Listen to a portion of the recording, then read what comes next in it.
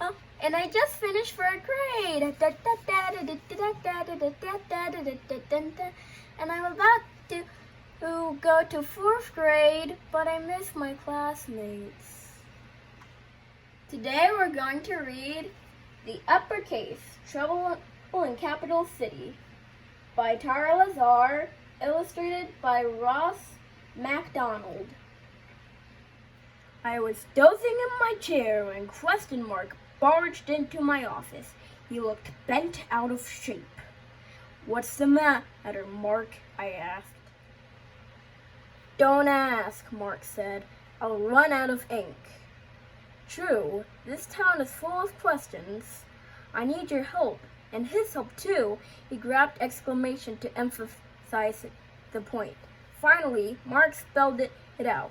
"All the uppercase letters are missing." "That's impossible," I said. "This is Capital City."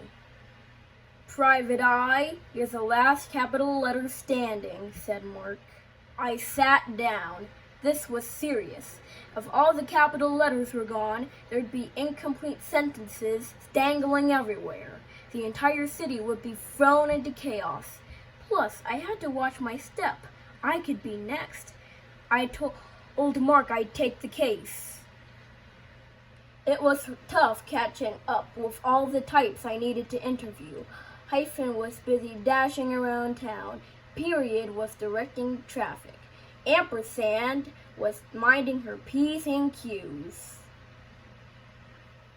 Apostrophe was gathering his possessions, and comma was dividing her time on a huge list of things. Luckily, the quotation twins were willing to talk. "Yeah, something's definitely up. Besides us," they said, "but don't quote us on that." I needed a solid lead. I strolled down into Cafe Uno, or Afe No, as it was now known. She didn't look happy. "Why so low?" I asked. "But my favorite waitress has been replaced by her little sister. B didn't show up for work this morning," Little B explained. "B was always the second one here. We don't know where she is." I was at a loss for words, especially words starting with B.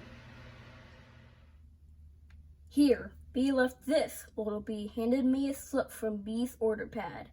It was full of stars. Aha! A noteworthy clue.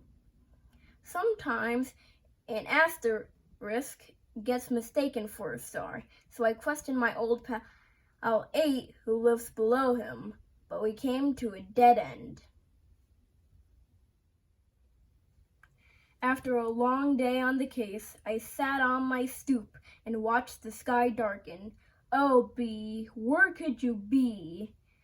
That's when I noticed a faint glow coming from the old, abandoned part of the city known as the Cursive Loop. First thing in the morning, I took the train out to Cursive Loop. I circled the winding streets searching for clues. A cold wind whipped around me, and I began to lose hope. Maybe I needed a plan B. But wait, what was this? I picked up the paper trail and there they were, high above on the movie marquee. "Gee whiz, what happened?" I asked. "Help," replied Gee Whiz. "Exclamations stuck us up here and then knocked over the ladder." "He promised to put us all in the movies," said B. "I always wanted to see my name in lights." "Phew, I never thought I'd want to be a lowercase," said Gee Whiz. So exclamation was the explanation. "Follow me," I said. Could he still be with question mark? I knew those two spelled trouble. The Capitals and I barged into Mark's place, just as I suspected. Exclamation was right beside him. "You're no punctuation mark," I said. "You're just a punk." "Exclamation is crooked," yelled the Gee Whiz. "Lock him up and throw away the keyboard," cried B. Now, let's all calm down," I said. Everyone stopped shouting. "Exactly," exclaimed exclamation. "I'm tired of all the shouting. Can't a guy get a little peace and quiet? I don't think he means you, I told the P's and Q's. Capital letters are always calling me, exclamation said. Yes, ha, OMG, he yelled. They want me to join them, as if they aren't loud enough on their own. This was mind-boggling and ear-splitting. On the outside, I may look excited, but sometimes I need silence and calm. I want to relax with a good book, exclamation said with a sigh. I understood his point. I love a good detective story myself. I hear you loud and clear, I said. Sometimes you don't want to be big and brash, but you're too important to fade away. Huh? I'm important? Exclamation perked up. Sure, you're more than just a lot of noise. You're about attention, respect.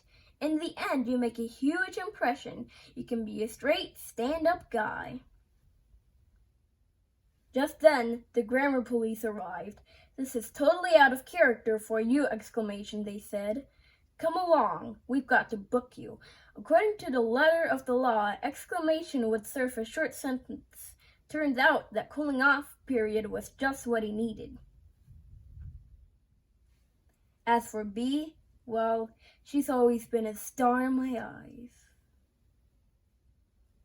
I had wrapped up another case, and I hoped trouble in Capital City wouldn't return. Famous last words. Something is up in Capital City. I hope you enjoyed this book. Be sure to smash that like button, raise a thumbs up, and be sure to ring that notification bell as loud as you can. Goodbye!